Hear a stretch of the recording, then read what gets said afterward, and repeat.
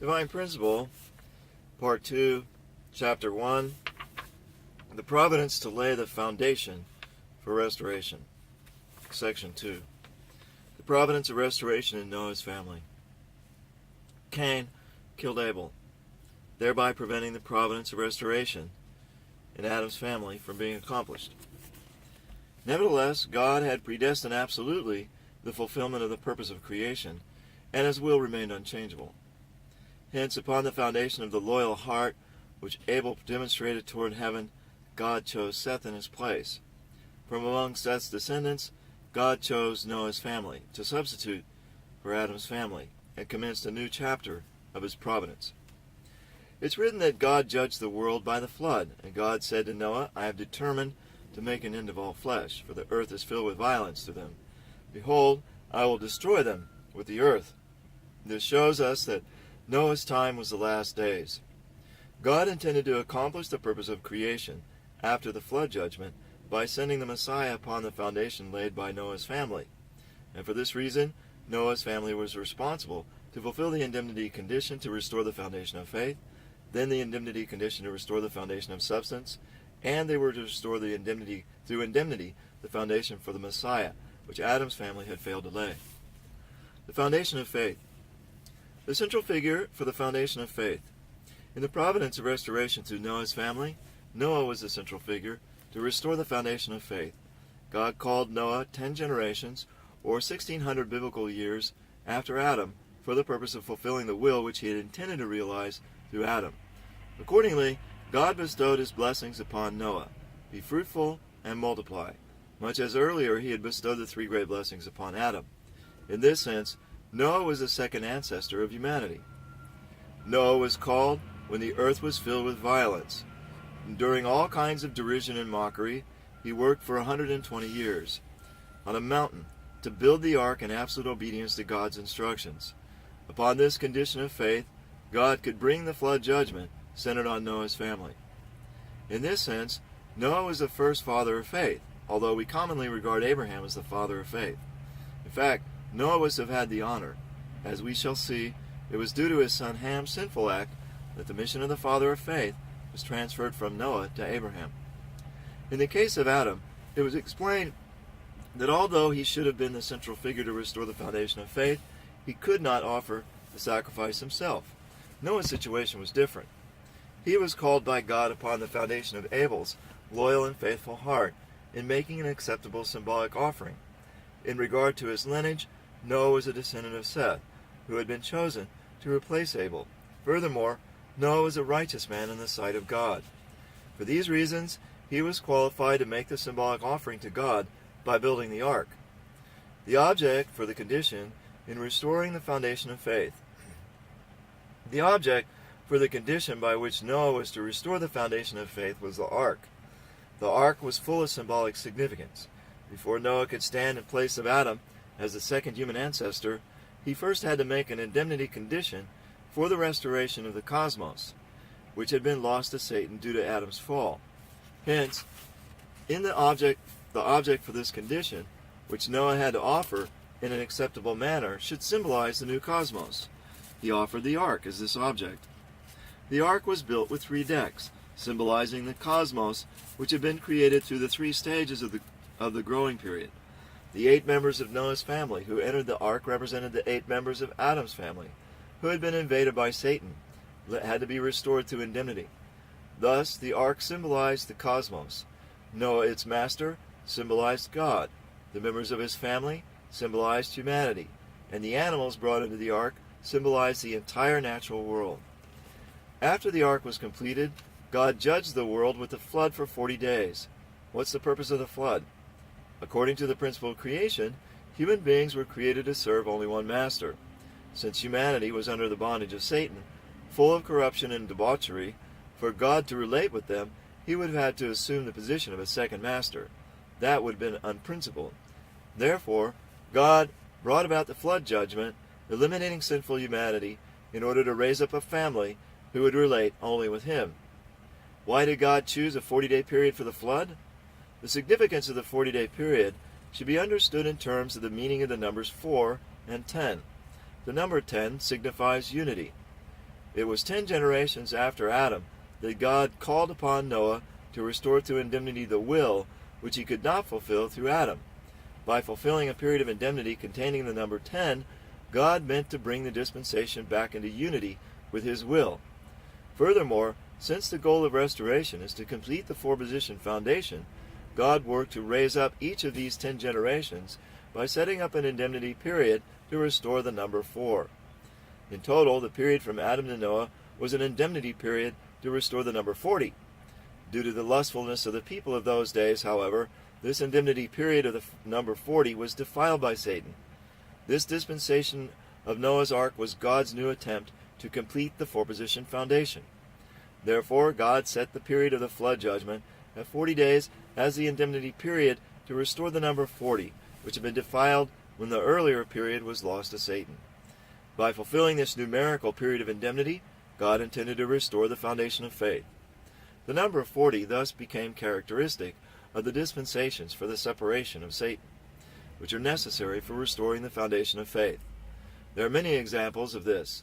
Noah's 40-day flood, the 400 years from Noah to Abraham, the Israelites' 400 years of slavery in Egypt, Moses' 2 40-day fasts, the 40 days of spying in Canaan, the Israelites' 40 years wandering in the wilderness, the 40-year reigns of King Saul, King Solomon, and King David, Elijah's 40-day fast, Jesus' 40-day fast, Jonah's prophecy that Nineveh would be destroyed in 40 days, and Jesus' 40-day fast and prayer in the wilderness, and the 40-day period from Jesus' resurrection to his ascension. In the Bible we read that at the end of 40 days of rain, Noah sent forth from the ark a raven and a dove. Let's examine what future providential situations this foreshadowed. As it's written, surely the Lord God does nothing without revealing his secret to his servants, the prophets. By building the ark and passing through the 40-day flood judgment, Noah fulfilled an indemnity condition for the restoration of the cosmos. The flood corresponds to the period of chaos before the creation of the universe, when the Spirit of God was moving over the face of the waters. Accordingly, the works which God performed around the ark at the end of the 40-day flood symbolized the entire course of history following God's creation of heaven and earth. What was foreshadowed when Noah sent forth the raven, which circled about looking for a place to land until the water subsided. It signified that Satan would be looking for a condition through which he could invade Noah's family, just as the archangel vied for Eve's love soon after the creation of human beings, and just as Satan couched at the door looking for an opportunity to invade the offerings of Cain and Abel. What was foreshadowed when Noah sent forth the dove 3 times? Although it's written in the Bible that Noah sent out the dove to see if the water had subsided, that was not its only purpose. Certainly Noah could have looked out the opening from which he set forth the dove to examine the situation himself. The sending forth of the dove had a deeper significance, connected with the mysterious will of God. 7 days after God proclaimed the flood judgment through Noah, the flood began. 40 days later, the dove was first sent out. It flew about, but then returned to the ark because it found no place to land. And Noah took it back inside. The dove, when it was sent out the first time, represented the first Adam. God created Adam with the hope that his ideal of creation, which he had cherished from before time, would be realized in Adam as a perfect incarnation of the divine ideal on earth. Due to Adam's fall, however, God could not realize the divine ideal on earth through him. God thus had to withdraw his ideal from the earth for a time and postpone its fulfillment to a later time. 7 days later, Noah sent forth the dove a second time. Still the water had not yet dried, and again the dove returned. This time it carried in its mouth an olive leaf, indicating that there would be a place for it to land the next time. The dove, when it was sent out for the second time, symbolized Jesus, the second Adam, whose coming would be God's second attempt to realize the perfect incarnation of the divine ideal on the earth. These verses foreshadowed that if the chosen people were to disbelieve in Jesus at his coming, then he would have nowhere to lay his head, and thus would not be able to realize God's complete will on earth. In that situation, Jesus would have to go to the cross and return to God's bosom, leaving behind the promise of the second advent. The dove returned to the ark because the water had not yet dried up. By analogy, had more of the Jewish people faithfully attended Jesus, he would have found a secure place to stand among them. he would not have been crucified and would have gone on to build the kingdom of heaven on earth. Yet after another 7 days had passed, Noah sent out the dove for a third time. This time the dove didn't return to the ark, for the ground was dry. The dove, when it was sent out the third time, symbolizes that Christ at the second advent, who is to come as the third Adam. This foreshadowed that when Christ comes again, he'll surely be able to realize God's ideal of creation, which will never again be withdrawn from the earth. When the dove did not return, Noah finally disembarked from the ark and walked upon the earth, which had been purged of sin and made new. This foreshadowed that when the ideal of creation is realized on the earth through the work of the third Adam, the New Jerusalem will descend from heaven, and the dwelling of God will be with men. The foreshadowing in this story, should be interpreted in light of the principle explained earlier. God's providence of restoration may be prolonged if the person entrusted with the providence fails in his responsibility. Due to Adam's faithlessness and the failure to complete his responsibility, Jesus had to come as a second Adam. Furthermore, if the Jewish people were to disbelieve in Jesus and thus fail to complete their responsibility, Christ would certainly have to come again as a third Adam. Just as the creation of heaven and earth took a 7-day period, the 7-day intervals for sending forth the dove indicate to us that the restoration of heaven and earth requires certain providential periods of time. The foundation of substance. Noah succeeded Noah successfully restored to indemnity the foundation of faith by fulfilling the dispensation of the ark and thereby making a symbolic offering acceptable to God.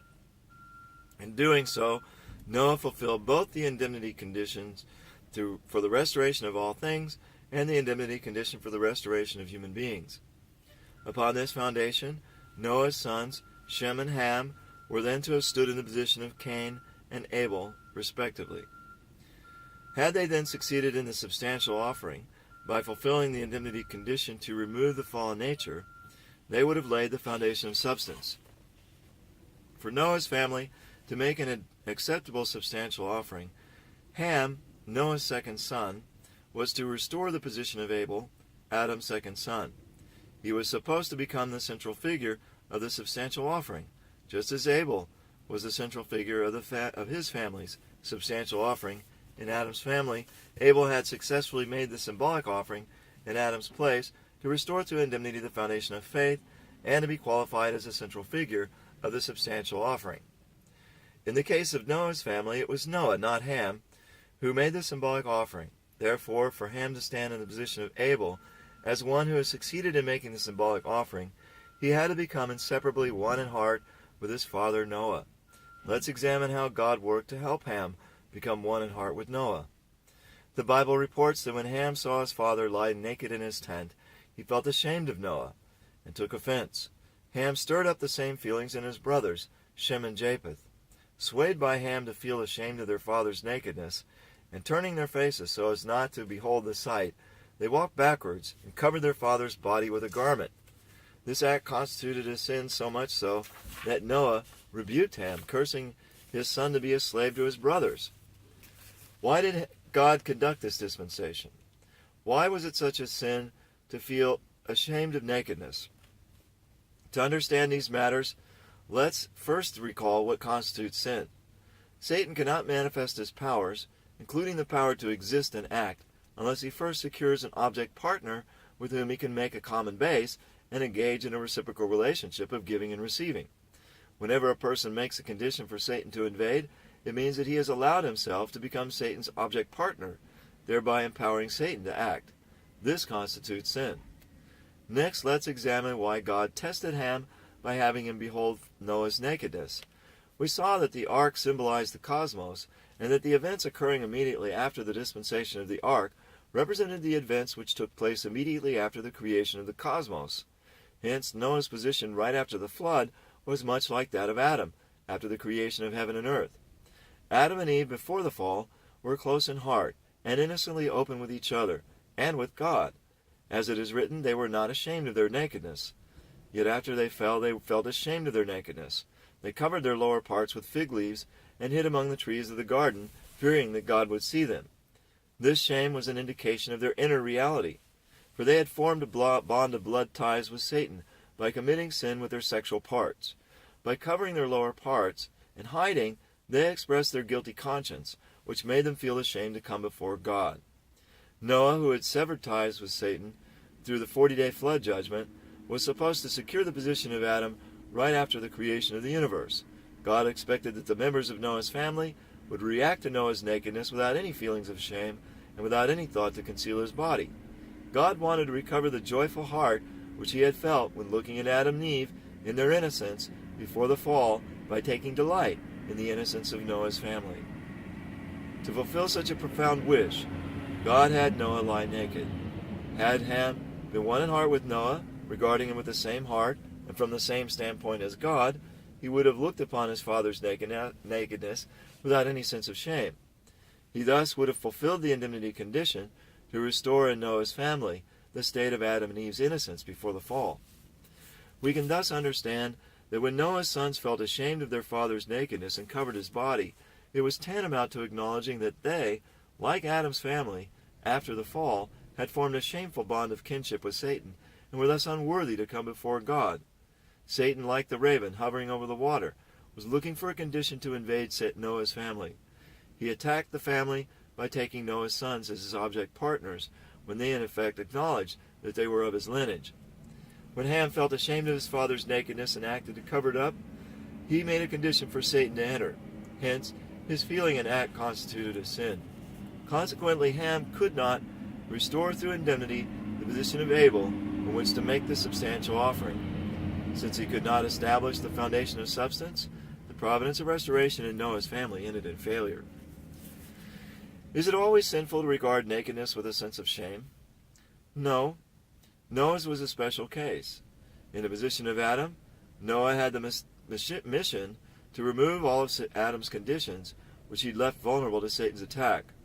By demonstrating that they neither felt ashamed of Noah's nakedness nor would attempt to cover it, Noah's family would have fulfilled the indemnity condition to restore the position of Adam's family in its original innocence before it had joined with Satan in a kinship of blood.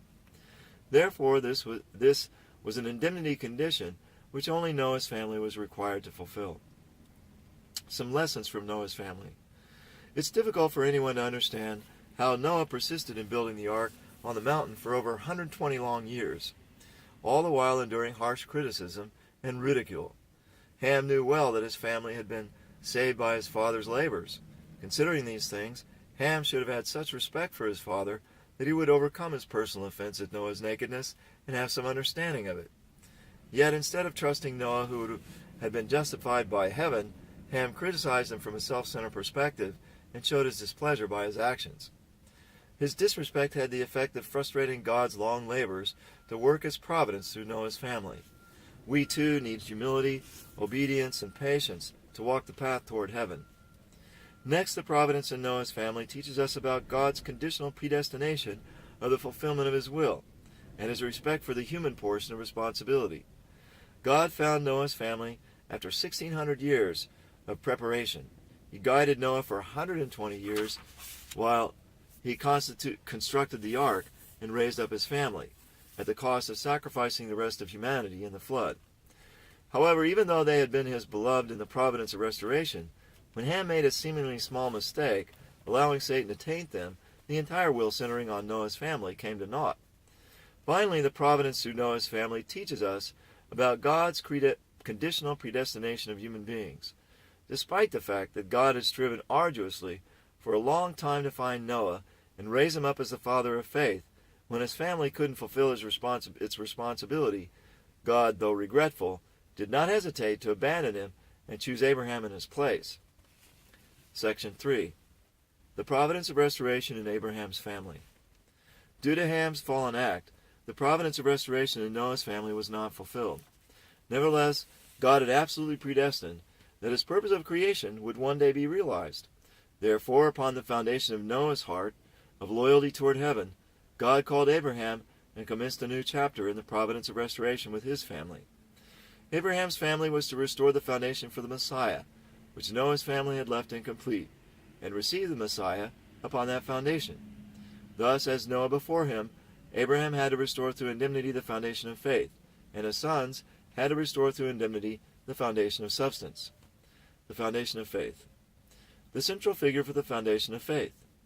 In the providence of restoration in Abraham's family, the central figure to restore the foundation of faith was Abraham. God chose Abraham to inherit the mission of fulfilling the will which he had tried to fulfill with Noah. However, Abraham could not inherit this mission unless he first restored through indemnity all the conditions which had been given to Noah to fulfill, but which were lost to Satan due to Ham's sin.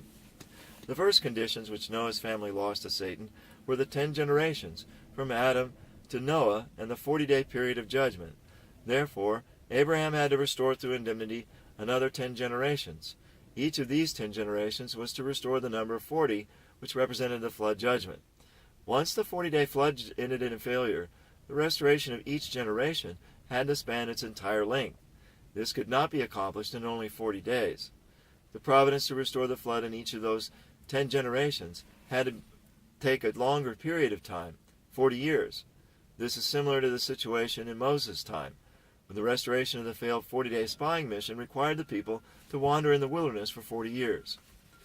Therefore, after an indemnity period of 10 generations and 400 years had passed since Noah, God chose Abraham to inherit Noah's mission. The next set of conditions which Noah's family lost to Satan was the position of the father of faith and the position of Ham, who was to take up the role of Abel. Therefore, Abraham could not stand in Noah's position without first restoring through indemnity the roles of the father of faith and of Ham. To assume the role of the father of faith in place of Noah, Abraham had to make a symbolic offering in faith with a loyal heart, just as Noah did when he built the ark. Next, how could Abraham restore the position of Ham? Ham was to have represented Abel, the most beloved of God. Both were second sons, and chosen to be the central figures of the substantial offering. Since Satan claimed Ham, according to the principle of restoration through indemnity, God needed to claim someone whom Satan loved the most. This is the reason God called Abraham, who was the firstborn son of Terah, an idolater. Abraham was to inherit the mission of Noah, and thus the mission of Adam. In this capacity, he represented restored Adam. As God had blessed Adam and Noah, God also blessed Abraham. I will make of you a great nation, and I'll bless you, and make your name great, so that you will be a blessing. I will bless those who bless you, and him who curses you I will curse. And by you all the families of the earth shall bless themselves. After receiving this blessing, in obedience to God's command, Abraham left his father's house in Haran and entered Canaan with his wife Sarah, his nephew Lot, and all his belongings and servants. In this sense, God set Abraham's course as the model course for restoring Canaan, which Jacob and Moses would walk in their days. Jacob and Moses would take their family members and all their belongings out of Haran and Egypt, respectively, and bring them back to Canaan while suffering many hardships along the way. Abraham's course also foreshadowed the course which Jesus would one day walk, to take humanity and all things out of Satan's world and bring them back to God's world. The objects for the condition offered for the foundation of faith.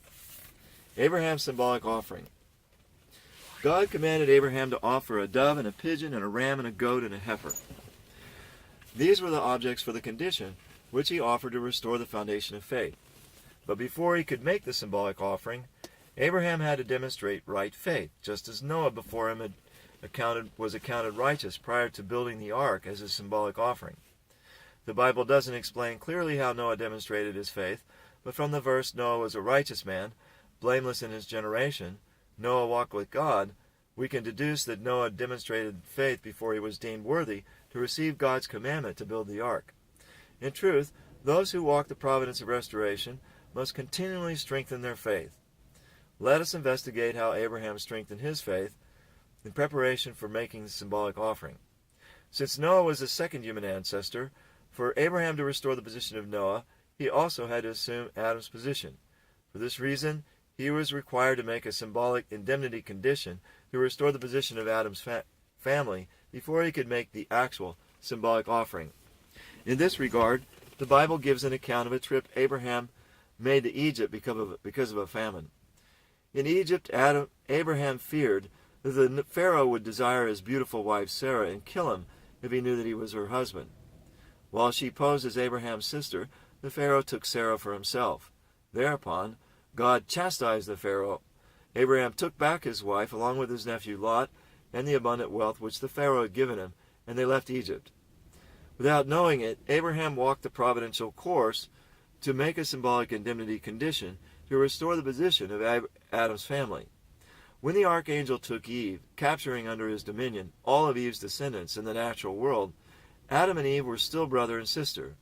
For Abraham to make the indemnity condition to restore this, he was deprived of Sarah, who was playing the role of his sister, by the Pharaoh, who represented Satan. He then had to take her back from the Pharaoh as his wife, together with Lot as the representative of all humanity, and wealth symbolizing the natural world. This course which Abraham walked was a model course for Jesus to walk in his day. Once he had fulfilled this indemnity condition, Abraham was deemed ready to make the symbolic offering. What was the significance of Abraham's symbolic offering? For Abraham to become the father of faith, he had to restore to indemnity the position of Noah, whom God had intended to raise up as the father of faith, as well as Noah's family. Furthermore, he had to restore the position of Adam and his family.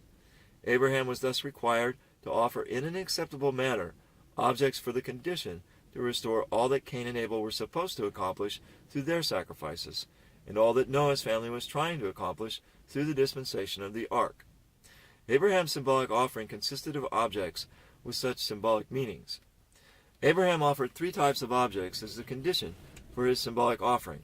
First, a dove and a pigeon. Second, a ram and a goat. And third, a heifer. These 3 sacrifices symbolized the cosmos, which was completed through the 3 stages of the growing period, the dove representing the formation stage. When Jesus was baptized by John the Baptist at the Jordan River, the Spirit of God descended and alighted upon him in the form of a dove. This is because Jesus came to bring completion to the Old Testament age, which was at the formation stage of the providence, was symbolized by the dove. Moreover, there was a second reason for the vision of the dove alighting on Jesus. Jesus was to restore Abraham's mistake in offering this dove, which, as we shall see, Satan snatched away. The ram represented the growth stage. Once Jesus had brought fulfillment to the Old Testament age, thus restoring everything represented by the dove, he commenced the New Testament age at the growth stage of the providence, when everything represented by the ram was to be restored.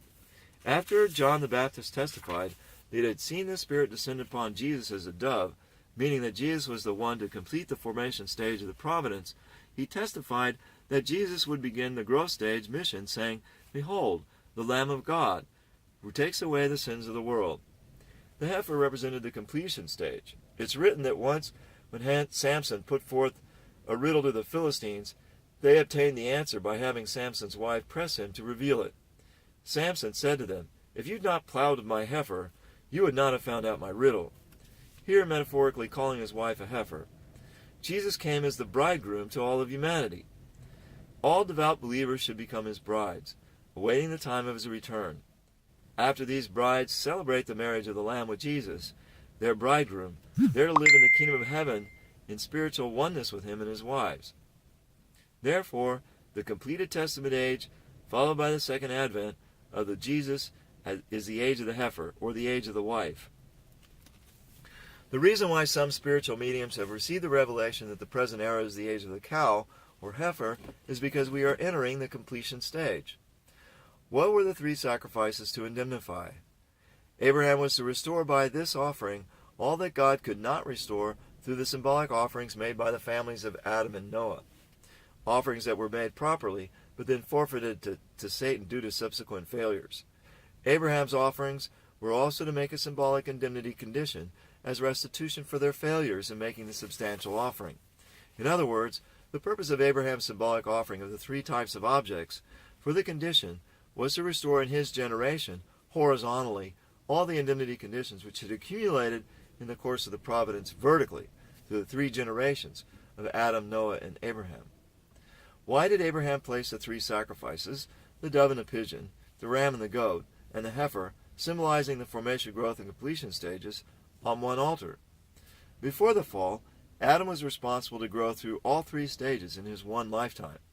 Similarly, Abraham, now in the position of Adam, was supposed to restore all at once the long providence which God had conducted through the 3 providential generations of Adam, formation, Noah, growth, and Abraham, completion.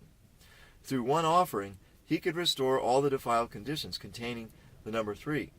The symbolism of Abraham's sacrifice reveals God's will to fulfill the entire providence of restoration once and for all. Now let's study how Abraham made the symbolic offering.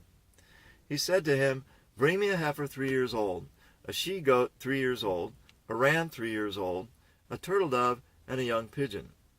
And he brought them all these, cut them in two, and laid each half over against the other, but he didn't cut the birds in two. And when the birds of prey came down upon the carcasses, Abraham drove them away. As the sun was going down, a deep sleep fell on Abraham, and lo, a dread and great darkness fell upon him. Then the Lord said to Abraham, "Know of a surety that your descendants will be sojourners in a land that is not theirs, and will be slaves there, and they'll be oppressed for 400 years. Because Abraham did not cut the dove and pigeon in two, as he should have, birds of prey came down and defiled the sacrifices. As a result of his mistake, the Israelites were destined to enter Egypt and suffer hardships for 400 years. Why was it a sin not to cut the birds in half? This question can be understood only with the help of the principle. Let's first investigate the reason why Abraham was instructed to cut the sacrifices in half. God's work of salvation aims to restore the sovereignty of goodness by first dividing good and evil, and then destroying evil and uplifting the good. This is the reason Adam had to be divided into Cain and Abel before the sacrifice could be made. This is the reason why in Noah's day, God struck down evil through the flood judgment and winnowed out Noah's family as the good. God had Abraham cut the sacrifices in two before offering them with the intention of doing the symbolic work of dividing good from evil, which was left unaccomplished by Adam and Noah. The sacrifices were to be divided, first, to restore the situation in Adam's family in which Abel and Cain were divided into representatives of good and representatives of evil. Second, it was to restore the situation of having divided good from evil during the 40 days of Noah's flood. Third, it was to make the symbolic condition to separate a realm of good sovereignty out of the universe ruled by Satan. Fourth, it was to make the condition to sanctify the offering by draining out the blood of death, which had entered fallen humanity when they were bound in ties of blood to Satan. Why was it a sin not to divide the offering? First, not dividing the offering has the significance of not dividing Abel from Cain. Without being divided, the offering could not be acceptable to God because it didn't provide him with an Abel-type object partner which he could take. Consequently, the mistakes Cain and Abel had made in their sacrifices were not restored.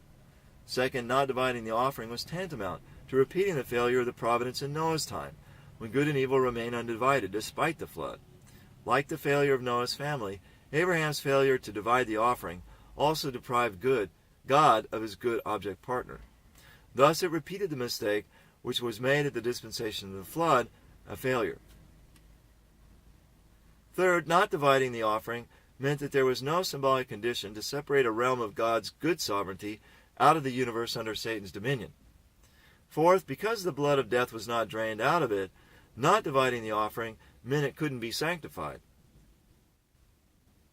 offering acceptable to God. In other words, when Abraham offered the birds without first dividing them, it meant that he offered what had not been wrested from Satan's possession.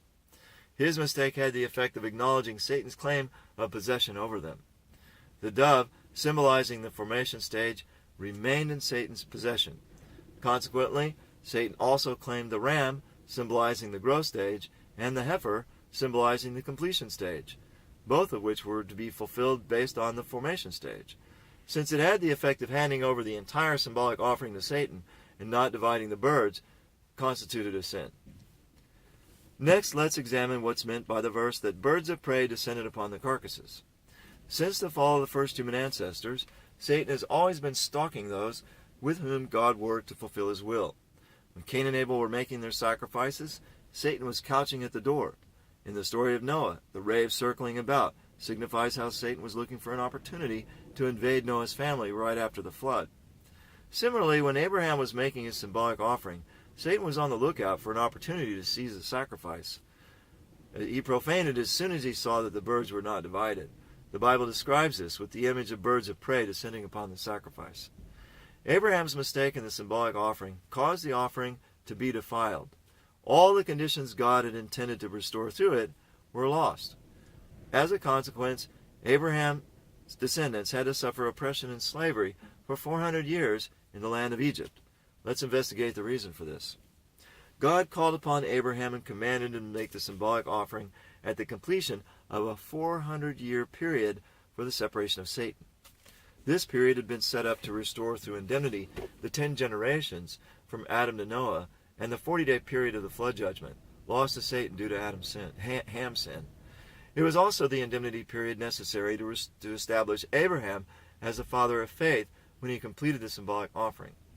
When Abraham's mistake in the symbolic offering allowed Satan to claim the offering as his, that 400-year period was also lost to Satan.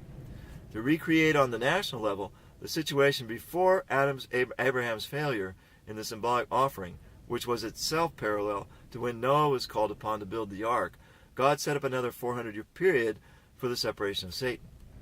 During this period, the Israelites were slaves in Egypt. By enduring through this period, the Israelites were to restore, this time on the national level, the situations of Noah and Abraham at the outset of their missions as the father of faith, thereupon also laying the foundation for Moses to begin his mission. Hence, this period of slavery was both the time when the Israelites were being punished for Abraham's mistake and the time when they were laying the foundation to cut off ties to Satan and commence God's new providence. As explained earlier, God had hoped to fulfill all at once the dispensations in the formation, growth, and completion stages by having Abraham successfully make the symbolic offering of 3 types of sacrifices on one altar. Contrary to this plan, Abraham failed, repeating the mistakes of the past. Consequently, the providence centered on him was prolonged through the 3 generations of Abraham, Isaac, and Jacob. Abraham's offering of Isaac.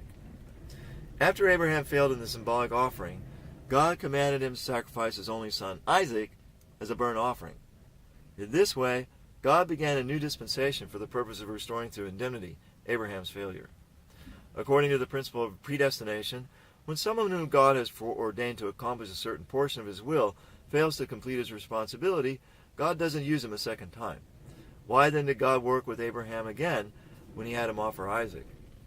We can advance 3 reasons. First, the number 3 represents completion. God's principle requires that when the providence to lay the foundation for the Messiah takes place for the 3rd time, it must be brought to completion. Therefore, God's providence to lay the foundation for the Messiah, which began in Adam's family as the first dispensation and continued in Noah's family as the second dispensation, had to conclude in Abraham's family, which was the 3rd dispensation. For this reason, Abraham was given the opportunity to fulfill the condition of indemnity, although at a greater price, and thereby make symbolic restoration of all he had lost when he failed in the earlier symbolic offering.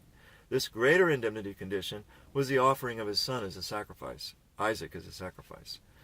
Second, as was explained earlier, when Abraham was making his sacrifice, he was in the position of Adam. Satan had attacked both Adam and his son Cain, defiling the family over the course of 2 generations. Hence, according to the principle of restoration through indemnity, God could work to take back Abraham and his son Isaac over the course of 2 generations. Third, we learned that Noah could make the symbolic offering of the ark himself, even though he was in the same position as Adam, who could not make the sacrifice directly. This is because he stood upon the merit of Abel, who had demonstrated a faithful heart when he succeeded in the symbolic offering. When Abraham was called by God, he stood on the merit of both Abel, who succeeded in the symbolic offering at the formation stage, and Noah, who succeeded in the symbolic offering in the growth stage. Upon this double foundation, Abraham was to make the symbolic offering at the completion stage. Accordingly, even though Abraham failed, God could raise him up and give him another chance by making an offering based on the accumulated merit of Abel's and Noah's faithful hearts. Before he could offer Isaac as a sacrifice, Abraham once again had to demonstrate right faith by repeating the symbolic indemnity condition for the restoration of Adam's family, as he had when he was about to make the symbolic offering. This is the reason Abraham once again put Sarah in the position of his sister and let her be taken by a king, this time Abimelech of Gerar. After she became the king's wife, Abraham took her back. This time, Abraham also took back with him slaves, who symbolized humanity, and riches, which symbolized the natural world. How did Abraham offer Isaac? When they came to the place of which God had told them, Abraham built an altar there, and laid the wood in order, and bound Isaac his son, and laid him on the altar, upon the wood. Then Abraham put forth his hand and took the knife to slay his son. But the angel of the Lord called to him from heaven and said, Abraham, Abraham. And he said, Here am I. And he said, Do not lay your hand on the lad or do anything to him, for now I know that you fear God, seeing as you have not withheld your son, your only son, from me. Abraham's faith was absolute. In obedience to God's command, he was about to kill Isaac, his only son, intending to offer him as a burnt offering. God intervened at that moment and told Abraham not to kill the boy. Abraham's zeal to do God's will and his resolute actions, carried out with absolute faith, obedience, and loyalty, lifted him up to the position of having already killed Isaac. Therefore, he completely separated Satan from Isaac. God commanded Abraham not to kill Isaac because Isaac, now severed of all ties to Satan, stood on God's side. We must also understand that when God said, Now I know, he revealed both his reproach to Abraham for his earlier failure in the symbolic offering and his joy over the successful offering of Isaac. Because Abraham succeeded in his offering of Isaac, the providence of restoration in Abraham's family could be carried on by Isaac. Abraham took 3 days to reach the place on Mount Moriah where he was to offer his son Isaac as a burnt offering. This 3-day period for the purifying of Isaac was to begin a new course in the providence. Thenceforth, a 3-day period which has been required for the separation of Satan at the start of any new dispensation. We find many instances of such periods in the history of the providence. When Jacob was setting out from Haran with his family to begin the family course to restore Canaan, there was a 3-day period for the separation of Satan. Moses, too, led the Israelites through a 3-day period of separation from Satan after they left Egypt to begin the national course to restore Canaan. When Jesus began the worldwide spiritual course to restore Canaan, he spent 3 days in the tomb to accomplish the separation of Satan. Isaac's position in his symbolic offering in the sight of God. It was explained earlier that although Abraham's symbolic offering ended in failure, there remained some grounds in the principle for the foundation for the Messiah to be established centered on him.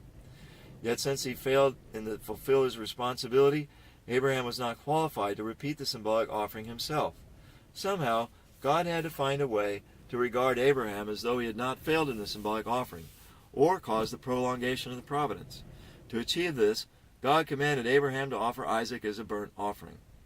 God had previously promised Abraham that he would raise up a chosen people from the lineage of Isaac. Behold, the word of the Lord came to him, Your own son shall be your heir. And he brought him outside and said, Look toward heaven, and number the stars if you are able to number them. Then he said to him, So shall your descendants be. When Abraham was prepared to slay his son, even the son of his promise, he demonstrated utmost loyalty to heaven. This act of faith was tantamount to Abraham killing himself, a self which had been defiled by Satan due to his earlier failure in the symbolic offering. Accordingly, when God saved Isaac from death, Abraham was also resurrected to life, now loosed from all the ties with which Satan had bound him when his symbolic offering was defiled. Furthermore, Abraham and Isaac attained inseparable oneness in their fidelity to God's will. Though Isaac and Abraham were two different individuals, when God brought them back to life, they became one person in the sight of God. Even though the dispensation through Abraham had failed and was prolonged through Isaac, as long as Isaac succeeded, Isaac's victory would become Abraham's own victory. Therefore, God would be able to regard Abraham as not having failed, and the dispensation as not having been prolonged. It's not clear how old Isaac was when Abraham offered the boy as a sacrifice. He was old enough to carry the wood for the sacrifice. And when he saw there was no lamb to be offered, he inquired of his father about it. Isaac was apparently old enough to understand his father's intentions. We can infer that he helped his father, even though he knew that his father was preparing to offer him as a sacrifice. If Isaac had resisted his father's attempt to offer him as a sacrifice, God definitely would not have accepted the offering. In fact, Isaac demonstrated a faith as great as that of Abraham. Together, their faith made the offering successful, and there's no way for Satan to retain his hold on them. In making the offering, Isaac and Abraham underwent a process of death and resurrection. As a result, two things were accomplished. First, Abraham succeeded in the separation of Satan, who had invaded him because of the mistake in the symbolic offering. And then he restored through indemnity the position he had occupied before he had made the mistake, and transferred his providential mission to Isaac from this restored position. Second, by faithfully obeying God's will, Isaac inherited the divine mission from Abraham and demonstrated the faith which qualified him to make the symbolic offering. Abraham lifted up his eyes and looked, and behold, behind him was a ram caught in a thicket by his horns. And Abraham went and took the ram and offered it up as a burnt offering instead of his son. In fact, this was the symbolic offering by which Isaac restored the foundation of faith. Since Isaac had carried the wood for the sacrifice, we can infer that he participated in the offering of the ram. Thus, even though it's written that Abraham made the symbolic offering, Isaac, who had united with Abraham and inherited his mission, was given providential credit for the offering. In this way, Isaac, having inherited Abraham's mission, made the symbolic offering and restored through indemnity the foundation of faith. The foundation of substance. Isaac thus became the central figure to restore the foundation of faith in place of Abraham. He established the foundation of faith by making the symbolic offering of the ram in a manner acceptable to God. To establish the foundation for the Messiah in Isaac's family, the foundation of substance had to be laid next. For this purpose, Isaac's sons, Esau and Jacob, had to be placed in the divided positions of Cain and Abel respectively. By making the substantial offering, they were responsible to fulfill the indemnity condition, to remove the fallen nature, and lay the foundation of substance. If Abraham had not failed in the symbolic offering, Isaac and his half-brother Ishmael would have stood in the position of Abel and Cain. They would have been responsible to fulfill the indemnity condition to remove the fallen nature, which Cain and Abel didn't accomplish.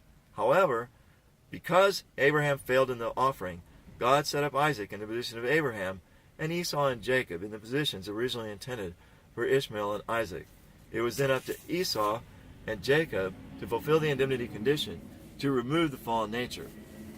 For the purpose of making the substantial offering, Esau and Jacob were in the same positions under their father Isaac as Cain and Abel in relation to Adam, and as Shem and Japheth in relation to Noah. Isaac's eldest son Esau represented Abraham's first symbolic offering defiled by Satan, while the second son Jacob represented the offering of Isaac by which Satan was separated. Moreover, Esau assumed the role of Cain as a representative of evil, while Jacob stood in the position of Abel as a representative of goodness.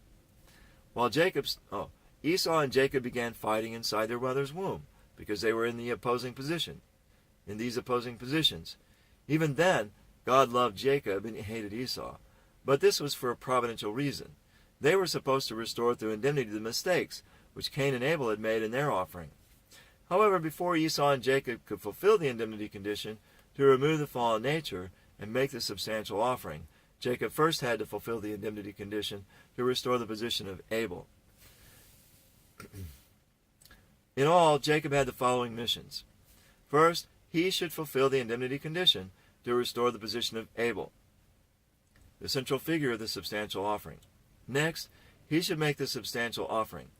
Finally, as will be discussed in the next section, Jacob would enter Egypt to commence the 400-year course of indemnity required of his descendants because of Abraham's mistake in the symbolic offering. Jacob made the indemnity condition to restore the position of Abel in the following manner. First, Jacob fulfilled the condition of victory in the fight to restore on the individual level the birthright of the eldest son. Because Satan took dominion over the universe created by God, Satan assumed the position of the eldest son. God was cast in the position of the second son, from which he had to work his way toward restoring the birthright. For this reason, God has favored the second sons over firstborn sons, as in the case of Esau and Jacob.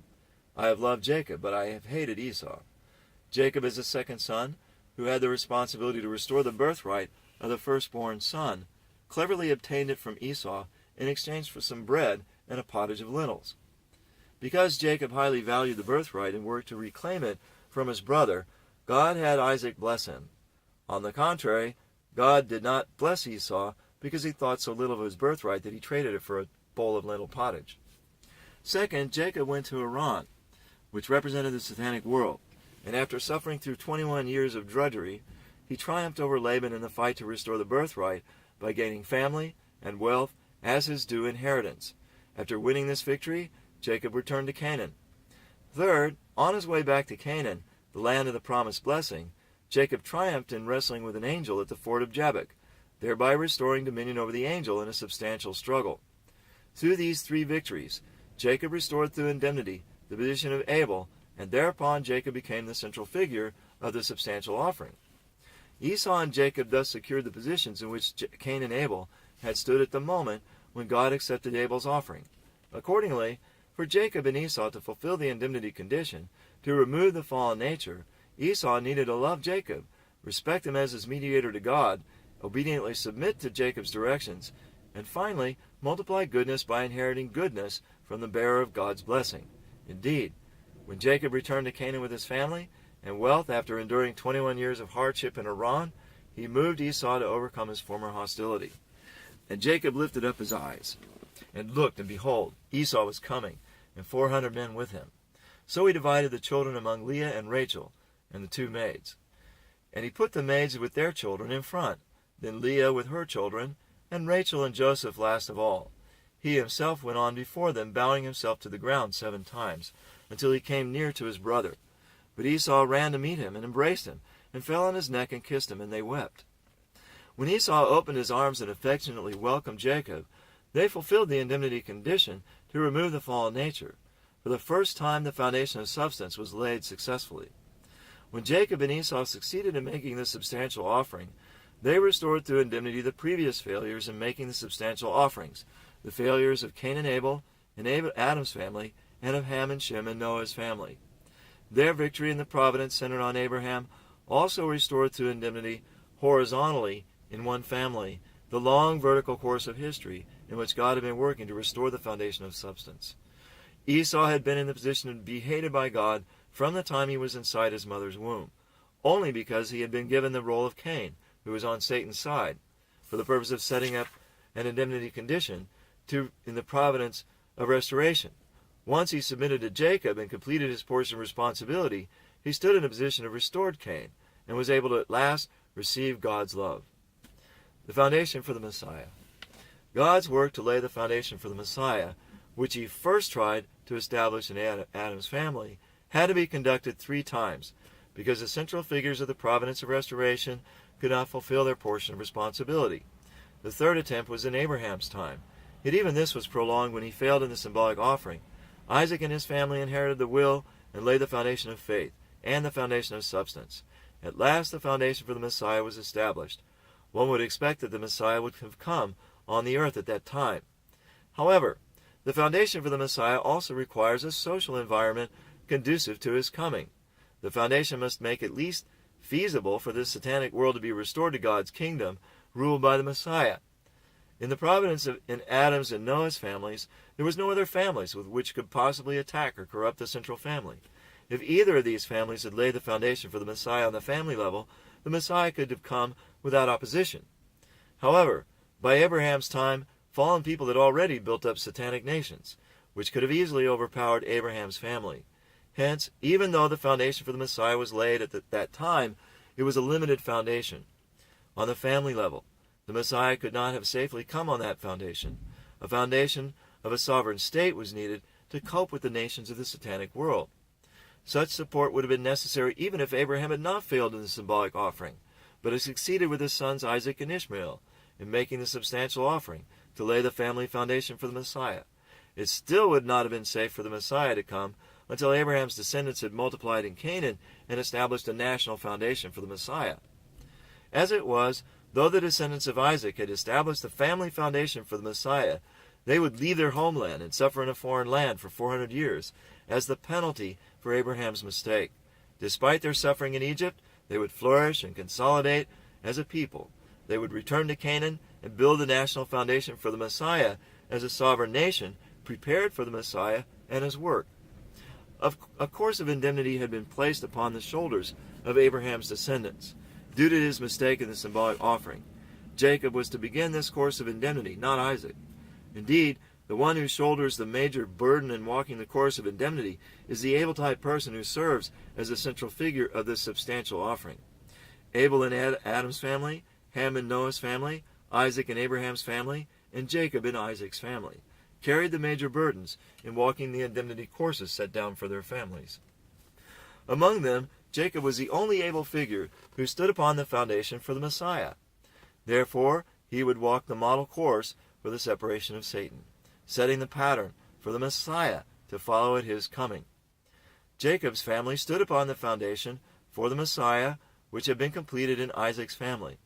Inheriting the position of Isaac's family, they set out to complete the dispensation entrusted to Abraham by taking responsibility for Abraham's sin and embarking upon a 400-year course of indemnity. In Isaac's family, it was Jacob, in the position of Abel, who walked the entire course of indemnity. In Jacob's family, it was Joseph, the son of Rachel, Jacob's wife on God's side, who was to secure the position of Abel by entering Egypt and walking the course of indemnity. After being sold into slavery by his brothers and brought to Egypt, Joseph rose to the office of prime minister in Egypt by the age of 30. He witnessed the realization of a prophecy which God had given him in his dreams while he was still a child. First, Joseph's half-brothers, born of Leah, Jacob's wife on Satan's side, entered Egypt and surrendered themselves to him. Later, all of Jacob's children entered Egypt, and finally, they brought their father to Egypt. In this way, Jacob's family began the indemnity course to build the nation which would one day receive the Messiah. Jacob, as a central figure, who laid the foundation for the Messiah in Isaac's family, was responsible to shoulder Abraham's sin. He was also responsible to embark upon an indemnity course to realize, on the national level, the will which had been entrusted to Isaac. Therefore, it was as was the case with Abraham and Isaac, God regarded Abraham, Isaac, and Jacob as the same person with respect to his will, even though they were three different people. Accordingly, Jacob's success meant Isaac's success, and Isaac's success meant Abraham's success. The providence of restoration centering on Abraham, though it was extended to Isaac and Jacob, came to be regarded in the sight of God as having been accomplished in Abraham's own generation without any prolongation. It's written, "I am the God of your father, the God of Abraham, the God of Isaac, and the God of Jacob." This verse indicates that although there were three generations, God regarded as one generation these ancestors who collectively accomplished his will. God intended to fulfill the goal of his providence by establishing the national foundation for the Messiah and sending the Messiah to that prepared nation. To accomplish this, God had Jacob's family enter Egypt, the satanic world, where they would suffer as slaves for 400 years. Then, as promised to Abraham, God would raise them up as a chosen people and bring them back to Canaan. The foundation for the Messiah, established in Isaac's family, became the basis upon which to begin the course of indemnity to establish a national foundation for the Messiah. The period of 2,000 years, from Adam to Abraham, was in effect the period to lay the basis for this national providence to begin in the next era. In conclusion, Jacob was victorious in taking responsibility for the indemnity course to pay for Abraham's mistake. By using his wisdom for the sake of God's will, Jacob triumphed as an individual in his struggle with Esau to win the birthright.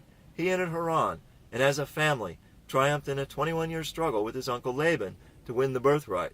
On his way back from Haran to Canaan, Jacob was victorious in the fight with the angel. He was the first fallen man to fulfill the indemnity condition to restore dominion over the angel. Thereupon he received the name Israel, signifying that he set the pattern and laid the groundwork upon which the chosen people would be established. After returning to Canaan with these victories, Jacob won Esau's heart, and together they fulfilled the indemnity condition to remove the fallen nature. Jacob thus victoriously completed the model course to bring Satan to submission. Moses, Jesus, and even the people of Israel would walk this course after the pattern set by Jacob. The history of Israel can serve as a good historical source for understanding the course to bring Satan to submission on the national level. For this reason, it is central to the study of the providence of restoration. Some lessons from Abraham's course.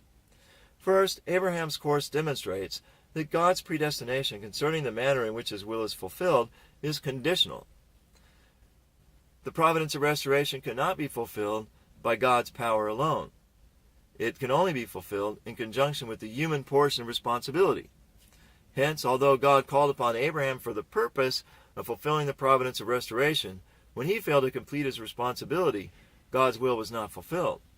Second, Abraham's course demonstrates that God's predestination concerning human beings is conditional.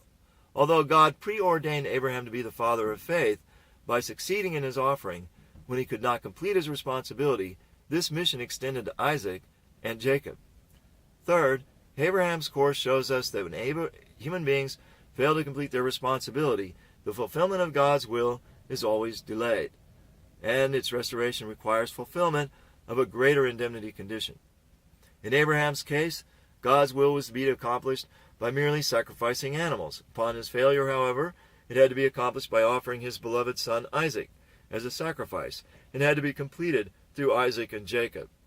Fourth, Abraham's cutting the sacrifices in two provides a lesson which each of us must divide our own self as an offering to separate good from evil. A life of faith involves putting ourselves in the position of an offering. Only by dividing good from evil in ourselves can we become living offerings pleasing to God. We should constantly separate good from evil within ourselves according to the standard of God's will.